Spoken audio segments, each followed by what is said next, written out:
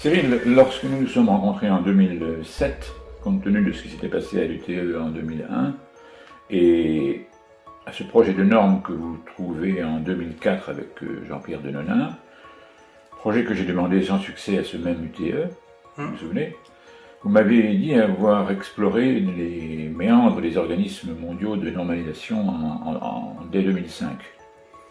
Vous pouvez m'en parler un petit peu? Oui, quand Jean-Pierre est tombé très malade, et enfin il est décédé en 2005, malheureusement donc le projet était un petit peu en roue libre, et donc j'ai commencé à explorer tous ces organismes.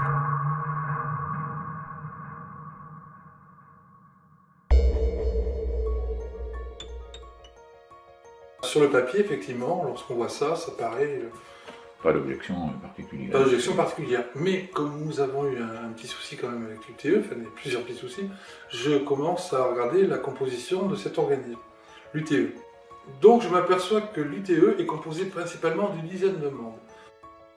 Ici, encore une fois, rien à signaler. Non, rien à signaler. Donc par contre, ce que je fais, je regarde la FIEEC, cette puissante fédération.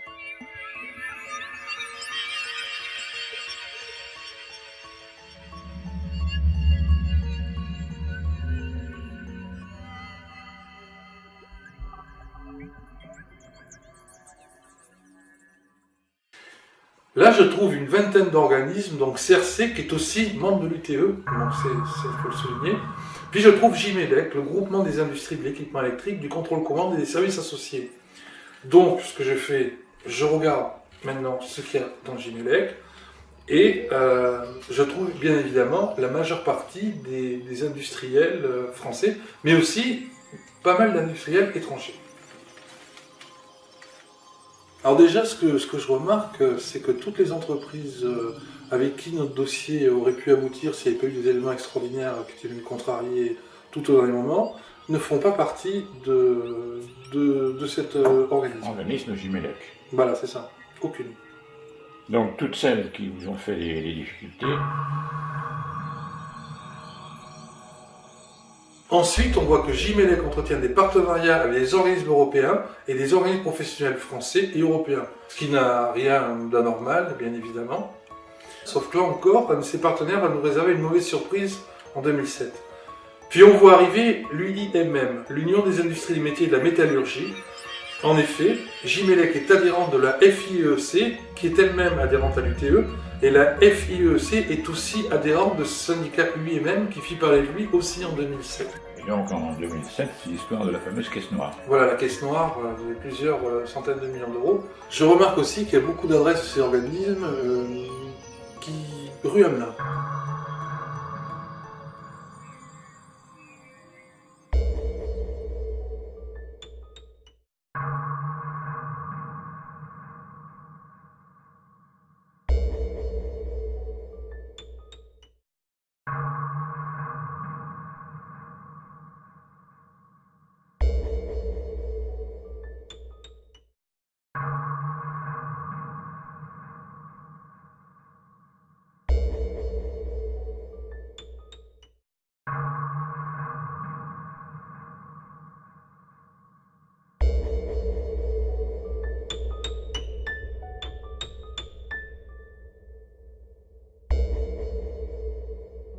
Ça paraît plus que troublant tout ça.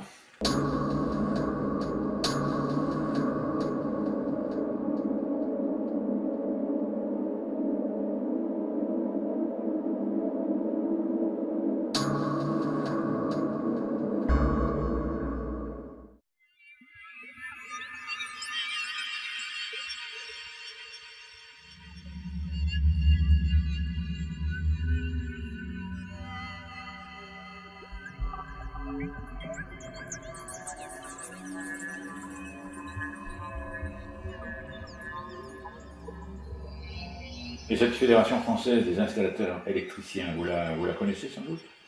Pas directement sur le terrain. À propos de ces organismes de normalisation, qu'est-ce que vous pouvez nous en dire? A priori, il semblerait que ce soit avant tout les grands fabricants qui... Les industriels eux-mêmes qui font les normes. Ouais, visiblement c'est eux qui fabriquent les normes. que c'est comme des poupées russes, on ouvre quelque chose, on sort d'autre. Ce qu'on finit par comprendre, c'est qu'en fait, tous les industriels se côtoient tous, fatalement. Hein. D'abord, à travers les organigrammes, les associations, les fédérations, les syndicats, les regroupements, enfin tout ça, les partenariats, donc tout le monde, voilà. Bien évidemment, nous on pense à ce que nous a dit l'industriel français en 2000, on s'entend tous, les Français sont tous entendus pour sortir cette technologie américaine, etc.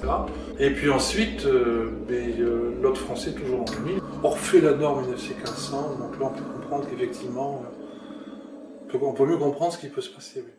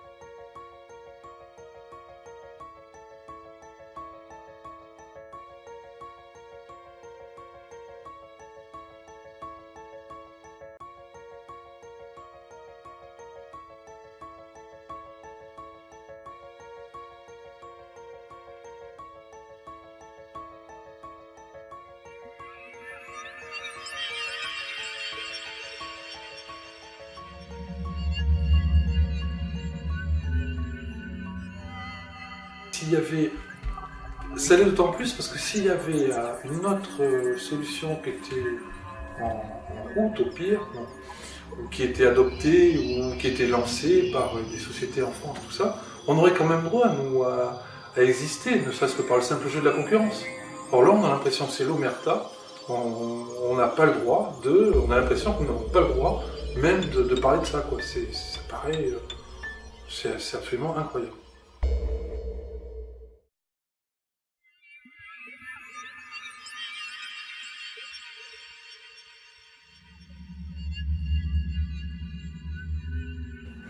Cyril, vous m'avez dit que la société d'assurance avec qui vous étiez en contact épisodiquement depuis 2001, celle qui vous avait mis en relation la même année avec Jean-Pierre Denonain, et qui avait estimé 3 ans plus tard, donc en 2004, que la technologie supprimerait les feux les plus destructeurs et les plus meurtriers, et qui n'avait rien fait. Parce qu'il n'y avait pas de structure adaptée à l'époque, enfin ce qu'elle nous avait dit, quoi. Oui. Et elle vous indique qu'elle a dorénavant une structure adaptée avec une filiale en Amérique du Nord. Là, ça va être assez grandiose, parce que cette compagnie nous dit qu'elle a une structure adaptée, qu'elle a une filiale en Californie.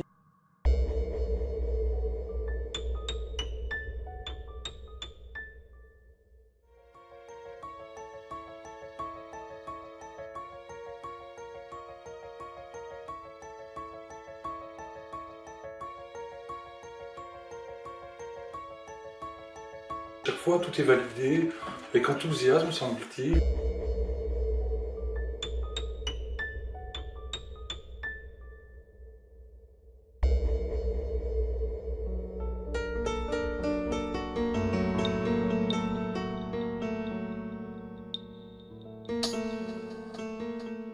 Évidemment, pour une compagnie d'assurance, soutenir un produit qui supprime 80% des feux d'origine électrique, etc., donc ça peut être très très intéressant. En termes d'image, bon, c'est évident, dans le meilleur des mondes, bien sûr. Les bases pour un partenariat sont un petit peu avancées. Oui. Voilà. Et surtout, le partenariat nous permet effectivement enfin de lever des fonds et puis de pouvoir travailler. Bien sûr. Avec la compagnie d'assurance, le dossier donc avait été validé.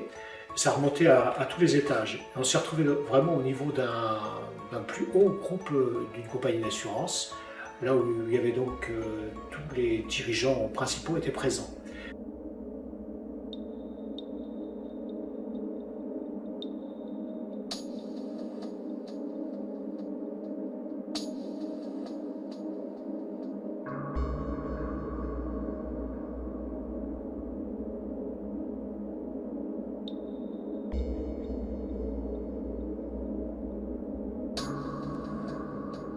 Et on se retrouve au plus haut niveau donc, de cette compagnie. D'ailleurs, il n'y a pas qu'une compagnie d'assurance, il y en a plusieurs. Paris. À Paris. Qu'est-ce qui se passe après cette réunion? À la fin de cette réunion, le président du comité nous a amenés jusqu'aux ascenseurs. J'ai félicité, le dossier allait démarrer, etc. Je suis dans le TGV, j'ai un message d'un des directeurs qui est là, qui dit qu'on va se réunir très très rapidement avec un organisme professionnel avec qui cette compagnie d'assurance a un partenariat. Oui, c'est à l'appareil. Juste, je voulais vous faire un retour officiel. Donc, on a décidé en fait de vous faire rencontrer la direction marketing et la direction technique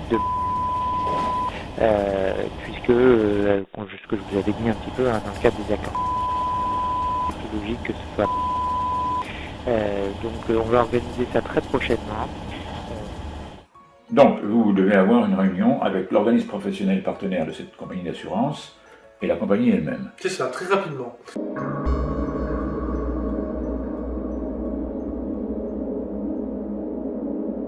Et en même temps, cet organisme professionnel, je connaissais, on avait été en contact avec son président. J'ai fait une lettre de soutien, même à l'époque, tout ça.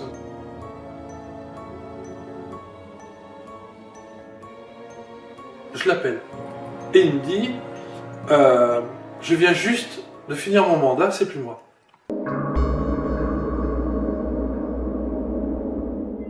Et j'appelle le nouveau président pour lui expliquer la même chose.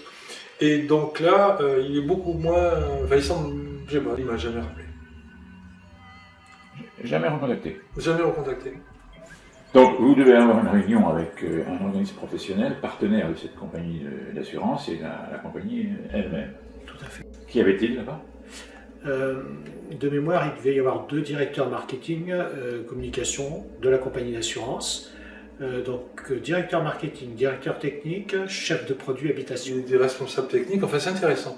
Et donc eux ce qu'ils disent, c'est que effectivement ce que l'on dit, enfin c'est pour ça qu'on est là, on supprime bien les feux d'origine électrique, les plus insidieux, etc. Ils ont aussi parlé d'un dispositif capable de détecter les arcs. Et il y en a un qui parle d'un détecteur d'arc aux États-Unis en disant il y a bien quelque chose, mais en fait il a l'impression de dire que ça ne va rien. Et donc il dit clairement à propos de notre innovation, il n'y a que ça. Donc, si on veut supprimer l'incendie d'origine électrique, de toute façon, il n'y a que ça. Voilà.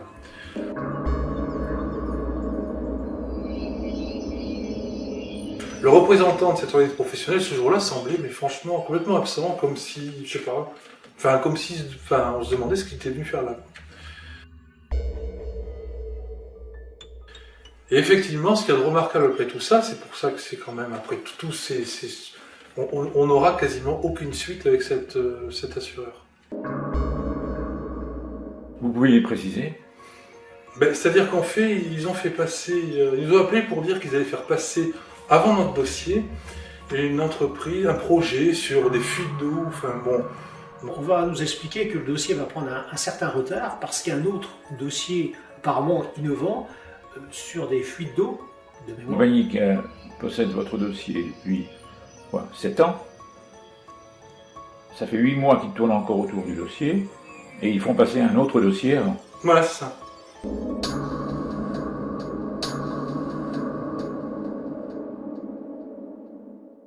Enfin, on nous l'a déjà fait tout ça, donc voilà quoi. Et peut-être aussi pour vous détourner des États-Unis.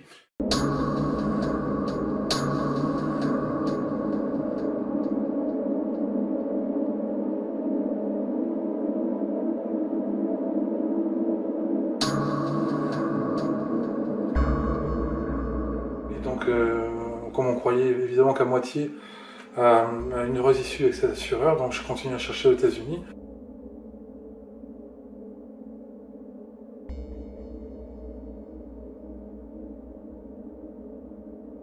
Vous m'avez alors parlé d'une chaîne d'événements bizarres. Est-ce que vous pouvez préciser? Je trouve une publication sur un site associatif, il me semble, d'une grande compagnie française, publication technique évidemment, qui est exactement dans le cœur de ce qu'on peut imaginer. Qui elle-même est aussi présente aux États-Unis. Oui, bien sûr. Et donc je vois cette publication.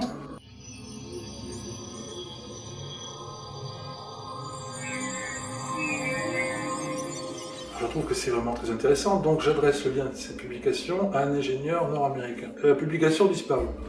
Alors là, ça m'a un peu interloqué quand même.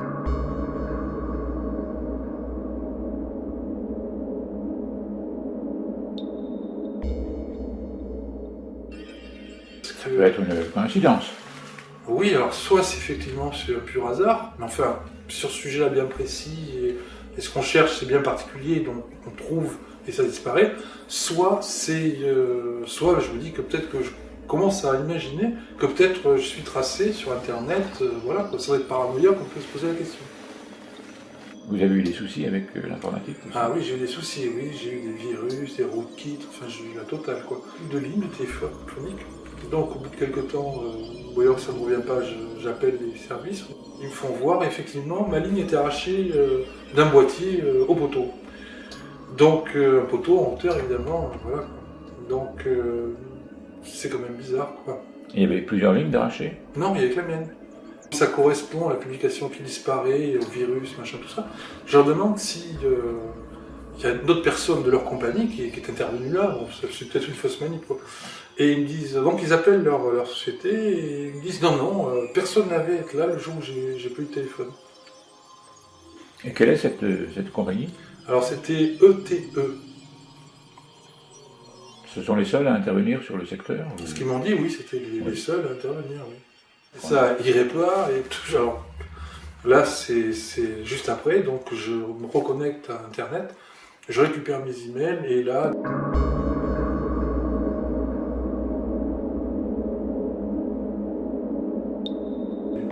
C'est un peu la catastrophe, parce qu'on sauvegarde jamais assez. Et les premières personnes que je consulte pour m'aider à récupérer ce disque sont complètement dépassées par l'appel. Et heureusement, je trouve quelqu'un de très très compétent qui lui m'a indiqué qu'apparemment il était très peu probable que ce soit pas ciblé, que ce soit pas quelque chose de ciblé directement. Donc là, je me dis qu'effectivement, je suis réellement quasiment certain d'être...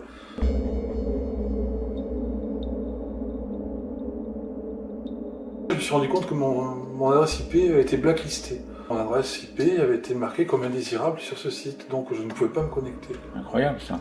Vous m'avez dit avoir réussi à rentrer quand même sur le site, bien que vous ayez été justement blacklisté. Oui, c'est ça, donc c'est assez simple, j'ai contourné un peu le système et donc je suis rentré. Et alors là, effectivement, j'ai trouvé une publication, c'était assez intéressante, qui parlait de l'adoption des AFCI aux États-Unis.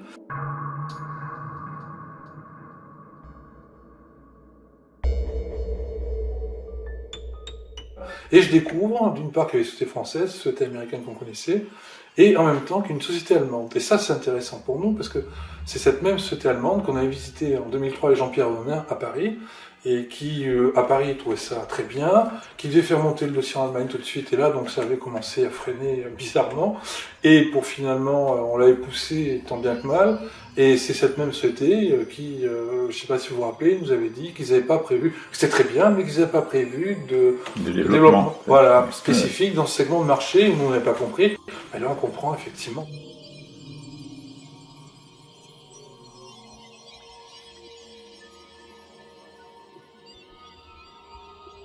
Là, c'est quand même très curieux, parce que c'est carrément quelque chose qui nous concerne en même temps.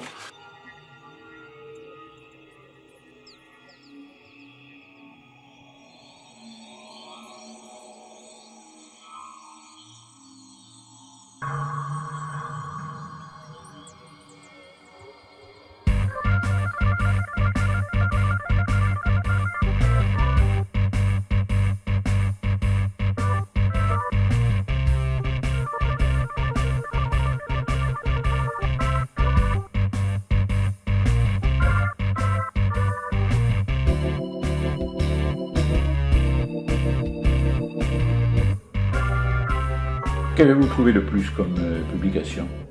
Ah, j'ai trouvé des publications vraiment très très intéressantes, notamment lors de l'adoption de ces produits. Il y a des gens qui sont un petit peu des sommités en électricité, des gens connus, enfin voilà, qui disent mais attendez, ces produits, les arcs sont pas forcément une cause essentielle d'incendie pour commencer, parce que les statistiques sont trompeuses. Les formulaires sont peut-être pas très bien faits, puisqu'on ne peut marquer, les enquêteurs ne peuvent remarquer que lorsqu'il y a un feu soupçonné d'origine électrique, que arc ou alors point chaud, un ballast ou un éclairage, etc. Mais jamais point chaud par effet joule ou connexion, les glowing connection.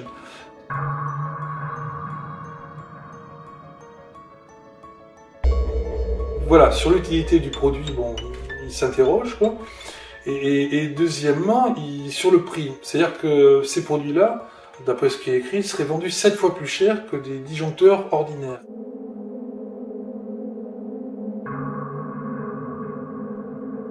Sept fois. 7 fois. Donc évidemment, Énorme. il se demande, voilà, donc, et ça découle évidemment sur le bénéfice entre l'argent qui va être dépensé par le consommateur et la sécurité qui va être apportée. Voilà, puis il y a plein d'autres choses comme ça. Ils expliquent bien le danger des glowing, enfin, nous, tout ce que l'on dit depuis tout ce qu'on notre innovation, les glowing connection, etc.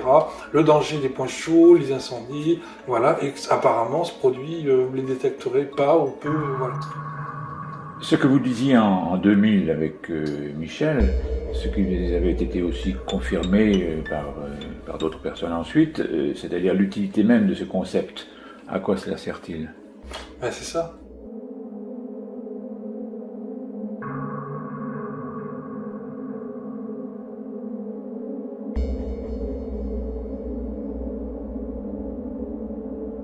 Il y a plein de postes et donc on a un autre qui est assez remarquable. Il indique que les produits, lorsque la norme ils ont été imposés, ces produits, ils n'avaient pas encore été développés parce que la norme UL n'aurait pas été elle-même développée.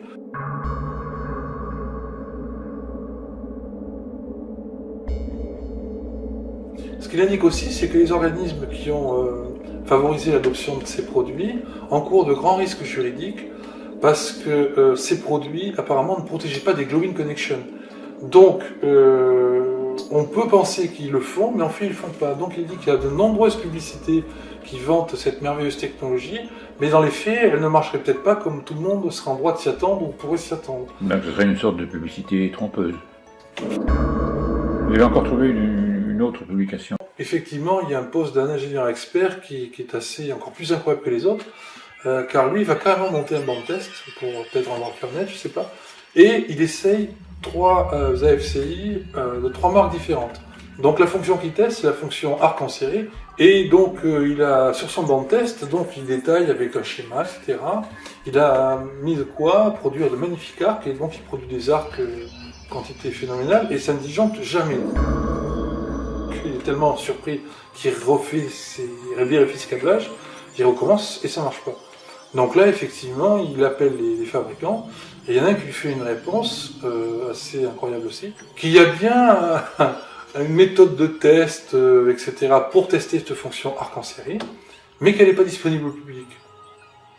Incroyable. Donc personne peut...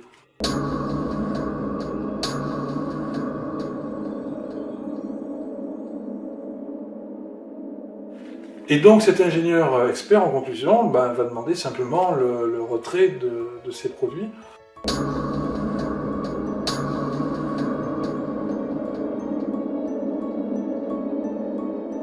Ça c'est intéressant parce que c'est assez difficile pour un Américain, compte tenu de leur schéma d'installation, de se rendre compte de ça. Pour nous c'est beaucoup plus facile, mais pour eux c'est un peu plus difficile quand même. Vous pouvez nous expliquer pour que tout le monde comprenne? Parce que nous, si vous voulez, on a des installations qui sont légèrement différentes. Donc on a les dispositifs différentiels en tête depuis les années 60. Ensuite, dans les années 90, on a des interdifférentiels, un interrupteur pouvant protéger plusieurs disjoncteurs. Et enfin, on a une terre qui est séparée du neutre, enfin, etc. Et en plus, nous, depuis fin des années 80, on a séparé dans les circuits, ça va être trop technique. Les Américains ramènent tout sur un bus neutre. On faisait pareil, on a ramené ça sous la protection du circuit. Donc on identifie vraiment très précisément un défaut.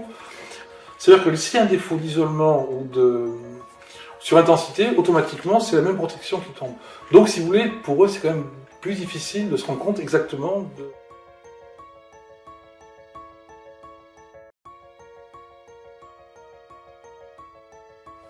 Et vous pensez que c'est grâce à cela que ces produits ont pu être imposés?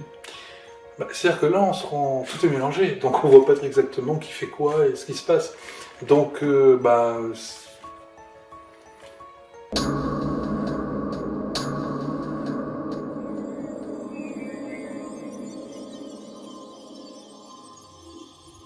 Vous m'avez dit avoir trouvé une publication d'une réunion qui a eu lieu à la Consumer Product Safety Commission le 7 mai 1998. Sur Internet. Et si vous voulez, c'est un document qui explique un petit peu, on comprend comment les AFCI ont été rendus obligatoires. Donc il y a à cette réunion, il y a le Consumer Product Safety Commission, des membres de cette commission, il y a des industriels, il y a l'inventeur de la fonction détection arc en série, sa société, et en même temps il y a, bonne surprise, des Français, la société... Attendez, que fait la à une réunion? C'est une société française. Alors là voilà, c'était à l'époque une société, c'est devenu... Oui. Et donc c'est cette société en fait qui va fournir, d'après ce qu'on a compris, la puce électronique qui est installée dans les AFCI. L'autre chose que l'on remarque, c'est que l'ingénieur qui a inventé la fonction détection d'arc, en même temps, a fait un passage quand même de quelques années chez... Donc finalement, les AFCI sont une technologie française. Ça paraît plus français qu'américain. Et vous, Michel, que pensez-vous des publications que trouve Cyril aux États-Unis? Ben, nous, on pense qu'elles sont incroyables, mais quelque part, on s'en doutait.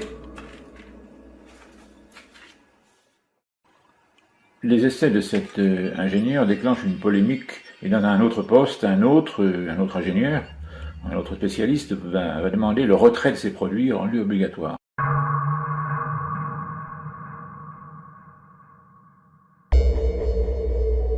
Il demande les retraits de ces produits parce qu'il dit s'ils ne protègent pas des Glowing Connection, alors à quoi servent-ils?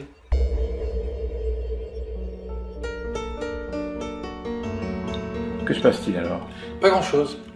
Parce qu'il va être convié à un test par un fabricant, un test comparatif entre des Glowing Connection protégés par un disjoncteur et des Glowing Connection protégés par ces AFCI.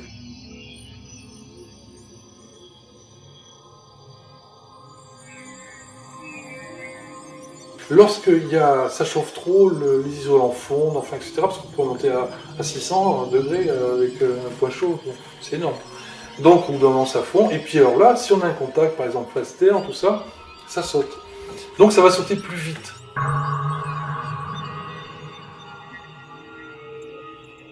Avec un différentiel, on va très vite. Donc, lui, il constate ça et il dit, bah, c'est quand même, c'est mieux pour la sécurité.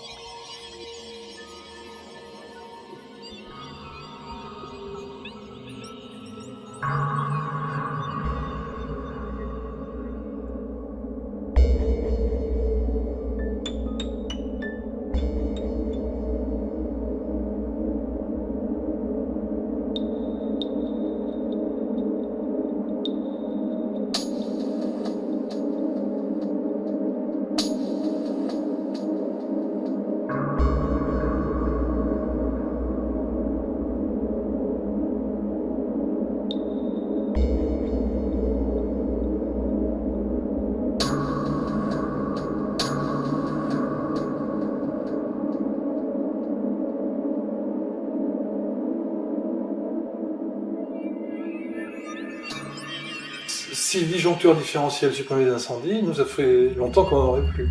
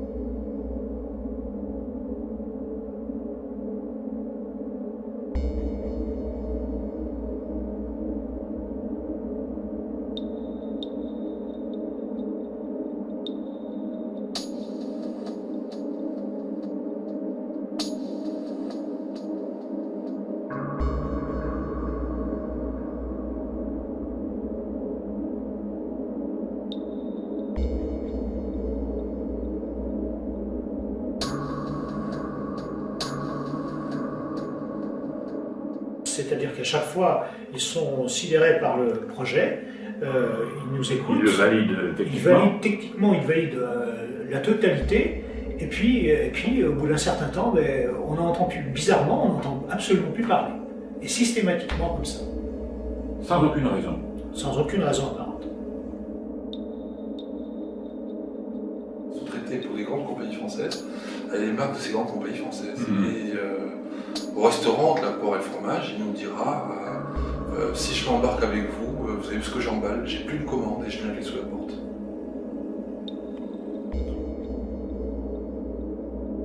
Le directeur de l'Empire Aquitaine, qui avait dit que quoi qu'il se passe, il soutiendrait pas ce dossier. Incroyable.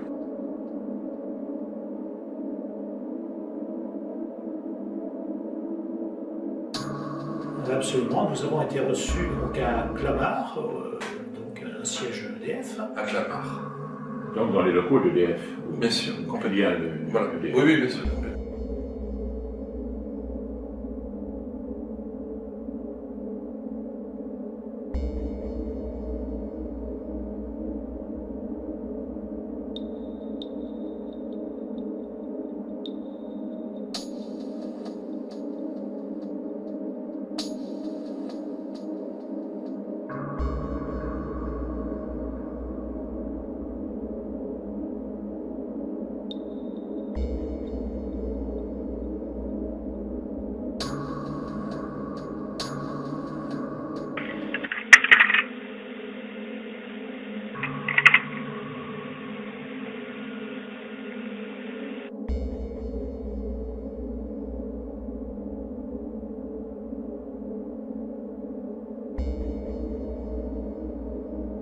Ça remontait à tous les étages. On s'est retrouvé vraiment au niveau d'un plus haut groupe d'une compagnie d'assurance. Il dit clairement à propos de notre innovation, il n'y a que ça. Donc, si on veut supprimer les d'origine électrique, de toute façon, il n'y a que ça. Voilà.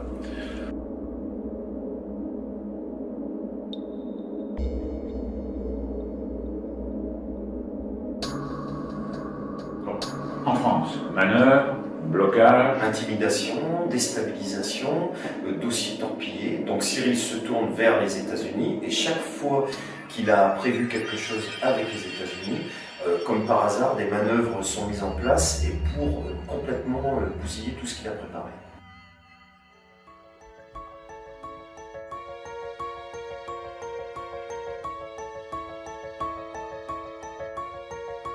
Figurez-vous que c'est exactement ce que je faisais quand je livrais des grosses installations dans les maisons de retraite, tout ça. Mes clients, donc je serrais les conducteurs près des connexions en me disant que si jamais il y avait un point chaud qui naissait à ce moment-là, ben, je laissais une chance d'avoir un contact, etc. Ce que je me suis vite rendu compte, c'est que c'était complètement hasardeux, qu'on avait des dissipations thermiques très importantes, c'est-à-dire qu'à quelques centimètres, on avait des centaines de degrés d'écart par les dissipations thermiques, etc. Donc on ne maîtrisait rien. Et c'est comme ça que j'ai trouvé l'idée de l'invention et de la technologie. C'est de dire on met la technologie au cœur de la borne, donc, puisque l'échauffement démarre là. Et il y a 20 ans, je pense à ça, et 20 ans après, je vois que des gens s'émerveillent en disant c'est extraordinaire.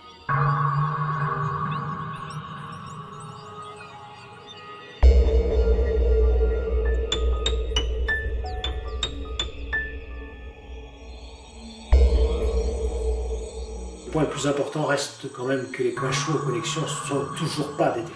C'est ça le plus important.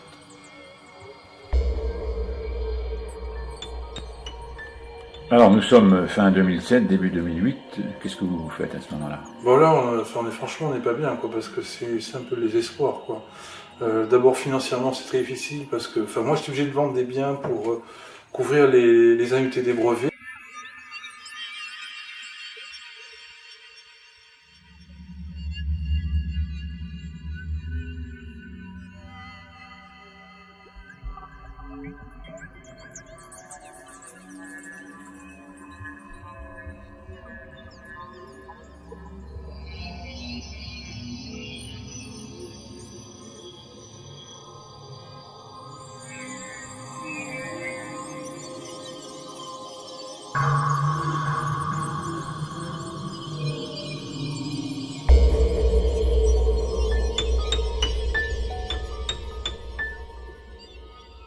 On est déprimé complet, si vous voulez. Et puis bon, à cause de ces oppositions, des soutiens qu'on n'a pas eu, enfin on va, etc., on a été obligé de taper un peu à toutes les portes, et là on a un peu ramassé tout. Des gens qui ont voulu nous détourner de la propriété industrielle, d'autres qui... Des filous, des escrocs. Oui, voilà, d'autres qui nous disent on va vous aider, etc., machin. Et puis par derrière, on sait qu'ils nous ont signé des contrats dans le dos pour essayer de nous escroquer. Enfin, c'est vraiment très, très pénible. Alors nous, bon, quand on voit tout ça, cette stupidité un petit peu humaine, quoi, et en même temps, si vous voulez, moi je reçois les alertes sur les feux d'origine électrique. Enfin, c'est vraiment, je sais pas comment. Et on voit des trucs, bon, vomir, quoi. Un vitrol, un gamin qui est brûlé correctement. Avec une prise à radio réveil, j'ai même appelé la journaliste. À Saint-Restitut, je crois qu'il y avait 2 petites filles qui avaient péri dans un incendie. Avec une veilleuse, toujours pareil, sur une prise. Donc on est en plein dans les points de connexion, on fait notre truc, quoi. Et puis j'avais vu à Mantes-la-Jolie, je crois que c'était, une mère de famille qui avait péri, toujours pareil, une prise. Puis bon, il y en a sans arrêt de ça. Il y a récemment, il y a eu Vichy, donc c'est un immeuble très haut standing, etc. Même truc, une prise, voilà, ou je sais plus quoi, voilà, quoi. Des morts et tout. Donc si vous voulez, on est franchement... Ça va être très difficile à vivre pour vous, alors que vous avez inventé le système. Mais voilà, c'est ça. Le... Donc nous, on sait exactement, techniquement, on a tous les experts, etc. On sait ce qui se passe et tout ça, et on peut rien faire, quoi. Donc et en même temps, on a les escrocs, les trucs... C'est vraiment, c'est plus que déprimant, quoi.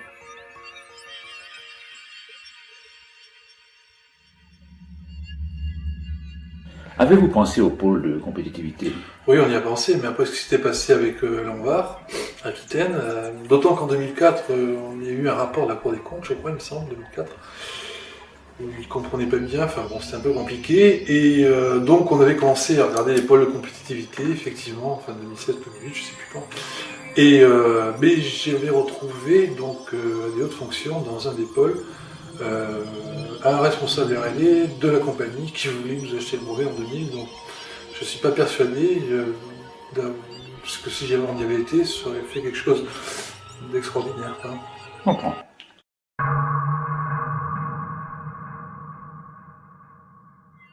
Pourquoi, à l'époque, n'avez-vous rien publié?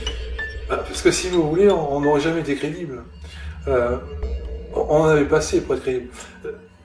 Pour le commun des mortels, si vous voulez, si vous ne faites pas partie du sérail, si vous n'êtes pas ingénieur, que vous n'êtes pas spécialisé dans un centre R&D d'une grande société électricité qui va apporter du crédit à ce que l'on dit, on va prendre les noms, c'est des gens comme ça, voilà. Ensuite, bon, si on commence à apporter du crédit à ce qu'on peut dire, on va dire, bon, la réaction suivante, en France, etc., bon, mais l'Anvar, avec ça, va vous soutenir, etc. Moi, à une époque, j'avais vu un journaliste, il pensait même que c'était l'Anvar qui donnait les brevets. Il avait, voilà. Donc, bon, alors vous imaginez, l'Anvar, vous n'êtes pas soutenu par l'Anvar, non, bon, c'est pas possible, quoi. Et après, alors même si on dépasse ce stade-là, mais dans ce cas-là, les industriels vont se l'arracher. Et là, vous dites, bah non, ça coince, voilà, et donc on vous reprend pour un affabulateur. Enfin, c'est impossible, quoi. C'est impossible.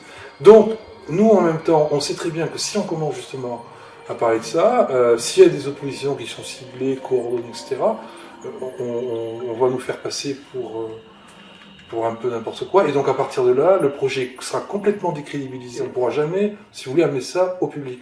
Donc, pour nous, on pense que la meilleure solution, c'est de faire le dos rond et puis chercher la faille pour réussir quand même à amener la technologie sur le marché.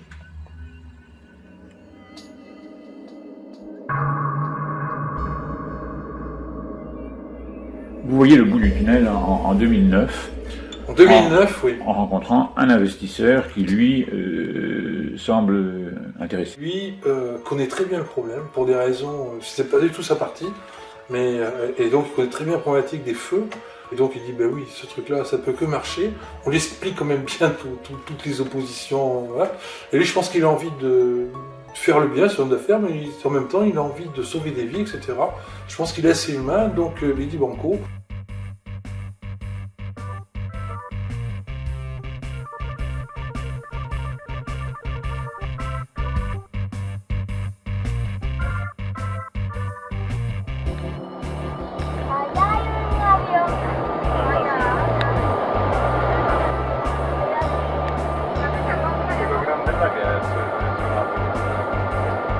Cyril, vous vous retrouvez à Las Vegas, dans le Nevada. Qu'est-ce que vous pouvez nous en dire? Pas grand-chose, parce que donc il y a des contrats de secret, enfin, etc. Enfin, on n'a pas... Ce que je peux dire, c'est qu'il y a une société à Las Vegas qui a été constituée pour développer cette technologie. J'ai conclu un contrat de cession de licence exclusive avec cette société pour mes brevets. Et donc je suis consultant pour cette société à Vegas, et donc j'ai monté une petite SARL pour cette activité de consultant. Donc là, on commence à développer enfin les produits, la technologie, etc. Comment ça se passe-t-il? Au début, les 6 premiers mois, il y a encore des interventions bizarroïdes de français, on a des complications pas possibles pour tout un tas de choses, les billets d'avion, enfin c'est vraiment très compliqué, on perd 6 mois. Donc on commence à être un petit peu opérationnel 6-7 mois après, en gros, donc à la mi-2010, deuxième partie 2010, et donc là on commence par évidemment développer la technologie, et je fais ça d'une manière pratique avec un petit industriel français qui est assez compétent. On s'entend bien, jusque-là il a toujours été d'une très grande confidentialité, et donc on développe ça et ça se passe plutôt bien. Bonjour, Cyril et vous teniez à ce que vous conserviez votre anonymat, donc pour faire simple, je vous appellerai donc Hervé. Pourriez-vous m'éclairer sur vos compétences? Alors, j'ai une formation à la base d'ingénieur en mécanique. De l'École nationale d'ingénieurs de Saint-Étienne. J'ai tout de suite commencé à travailler dans une société qui fabriquait des produits d'éclairage pour les industriels du meuble. Donc j'ai été tout de suite confronté à la conception et à la normalisation de produits électriques dans le domaine de l'éclairage et d'autres, puisqu'on fabriquait des prises, enfin tout système d'électrification pour les industriels du meuble. Vous rencontrez Cyril dans les années 2004-2005. C'est ça. Comment trouvez-vous son projet? Je le trouve étonnamment simple et innovant. Il m'a plu de suite. Cyril trouve un certain financement et il revient vous voir et vous commencez à travailler sur les développements. Il m'a dit voilà, j'ai les financements suffisants. Notre objectif est de sortir un projet et une série de protos qui fonctionnent. En partant de l'idée initiale, tout simplement. Vous voyagez beaucoup entre la France et les États-Unis. Voilà, donc évidemment, moi je veux que ces produits soient testés par les Américains, puis c'est une société américaine, donc on a beaucoup de contacts et beaucoup de choses à faire aux États-Unis, donc effectivement je fais la navette, oui. Vous rencontrez les responsables de l'université, je crois. Oui, parce que dans le plan qu'on a prévu au départ, on a envie de faire tester ces produits par une université lors du développement. Et donc l'idée évidemment c'est qu'après l'université publie ses travaux. Comment ça s'est-il passé avec cette université? Cette université, on l'a rencontrée parce qu'une des personnes qu'on connaissait aux États-Unis était plus ou moins référencée. Donc on est reçu à un très haut niveau. Ça se passe très bien. On prend un peu de distance et puis on se dit qu'on va pas passer des années à chercher une université. On a des partenaires américains ou des gens qui pourront tester les produits et valider ces tests, donc on laisse tomber. Mais là encore, quelque chose de bizarre s'est passé effectivement. Quoi donc? Qu'on n'ait pas pu signer les contrats de confidentialité, cette université. Les contrats de confidentialité qu'on nous envoie sont insignés. Nos avocats prennent peur en nous disant personne n'a signé ça, au moins non, on n'a pas touché. Ah bon, il ne faut surtout pas signer ça. Donc si vous voulez, tout était bien parti. Et là on a encore une complication. En fait. Soit c'est une coïncidence, je sais pas.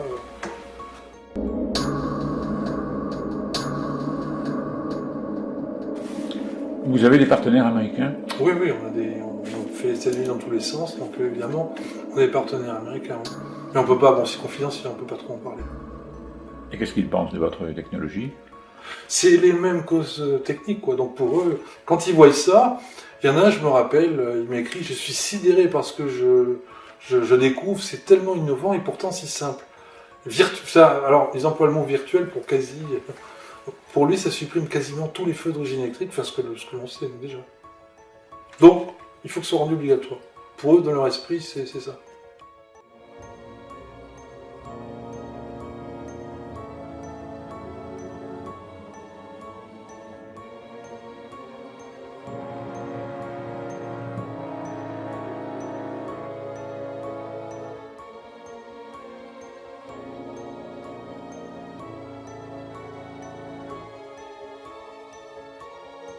Où en êtes-vous au niveau des développements des produits? On arrive à finalement avoir un prototype de test qui fonctionne bien. Et donc là, c'est vraiment intéressant parce qu'on fait plusieurs essais, etc. Et nous, enfin, tout ce qu'on disait depuis, on est content, ça marche, tout ça. Donc on va rentrer un petit peu dans le vif du sujet.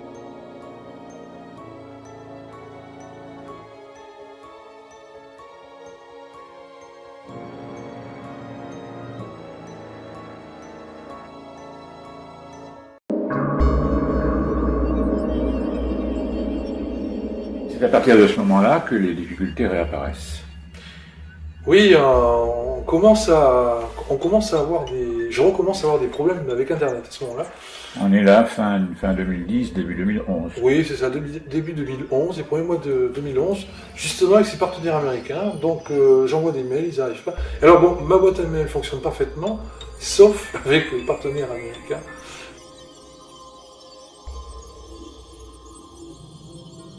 Donc je prends même des nouvelles adresses email pour essayer de faire passer le courrier, quoi. Et ça marche un ou deux coups, et après ça marche plus, enfin bon, voilà. Donc c'est très compliqué, donc là encore, donc pour réussir à conserver une certaine confidentialité, je crée un site pour ma société, parce que j'en ai pas besoin, en fait, je fais ça, et dans ce site, je mets un espace sécurisé. On y accède avec un login et un mot de passe, et là on peut s'envoyer des mails entre nous, donc pour tenter de pouvoir travailler, quoi. Je fais ça parce que j'avais envoyé une lettre recommandée à mon provider Free, et en expliquant un petit peu ce qui se passait, ils avaient rien trouvé, ils étaient incapables d'amener une solution.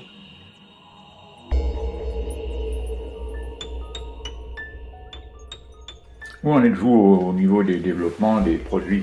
Alors là aussi, ça c'est un peu compliqué parce que il y a une société sur une matière spécifique, logiquement, ça fait longtemps en plus qu'on les connaît, et donc là, ça prend des proportions, enfin... On n'arrive pas à avoir des contrats corrects, ils veulent que je me déplace, donc on est obligé d'appeler pour faire accélérer la chose, on est obligé d'appeler leur juriste aux États-Unis. Cyril m'a parlé de difficultés curieuses à propos d'une certaine matière. Donc nous avions besoin d'une matière spécifique dans le cadre de ce projet, et les relations avec la société sont devenues très... pour le moins difficile et bizarre, à savoir que nous n'arrivions pas à obtenir des échanges normaux pour assurer le développement et on va dire au moins les essais autour de cette matière. Ça prend de telles proportions, si vous voulez, que finalement on laisse tomber. Et donc on passe avec une autre matière plus simple et finalement on a bien fait, c'était encore plus efficace. Donc on a été obligé de se rabattre sur des matières entre guillemets beaucoup plus standards, plastiques, et qui nous ont permis d'arriver au même résultat.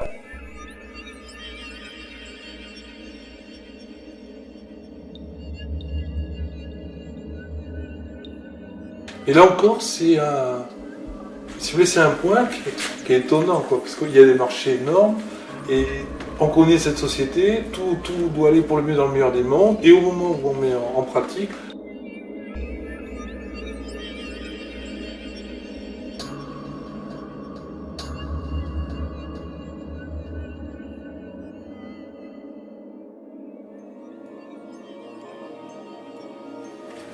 Vous aviez validé une stratégie qui, selon vous, devait, si les actions étaient bien menées, aboutir à ce que ces produits soient lancés sur le marché américain. Vous pouvez nous en dire plus? Oui, une stratégie, c'est confidentiel, donc c'est un peu difficile.